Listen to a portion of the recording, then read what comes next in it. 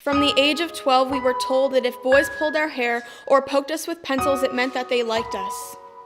But we didn't like it that much.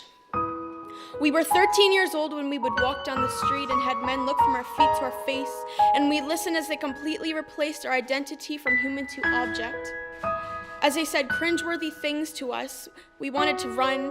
We were frozen in place but continued walking fast-paced, turning on whatever sidewalk was closest just to get away, even if it didn't lead us in the way that we were originally going.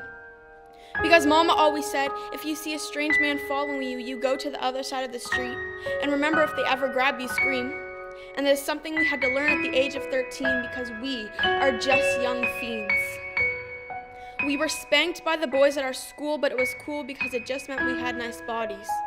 And they rated our bodies on a scale from 1 to 10. And if you were a 10, you would learn to spend your days hearing whistles, purring, and damn girl. Because if you were a damn girl, then that meant you weren't a damn girl at all. You were just a toy labeled do whatever you want to me, even though I don't agree. And we had to watch what we wore because if too much shoulder was showing, we had to change our clothing because it distracted the boys from their learning. So the only thing that we were learning were tips and tricks to tie up our shirt so that it didn't hang too low, because that would show the guys that we wanted. Because wearing shorts and tank tops meant that we were flaunting it. So when we were 16, we screamed because the men that followed us on the sidewalks finally caught up to us. We quietly said, please don't touch us there. We know we're asking for it by wearing these heels, but we just feel so uncomfortable, so stop. But that meant go. We said no, but that meant yes, so they grabbed us and unzipped our dress. They threw us down where our dignity sank lower than the ground. They hovered over us and we pleaded for them to stop. They got on top, and you don't need to know the rest because we're some of the 68% of victims that will never tell a soul, so we'll just grab our dresses and go home, take a few showers, and try to get some sleep. In the morning, we will pick out the outfit that is most discreet because we want to make sure that no other man from the street thinks we look sweet enough to want to taste.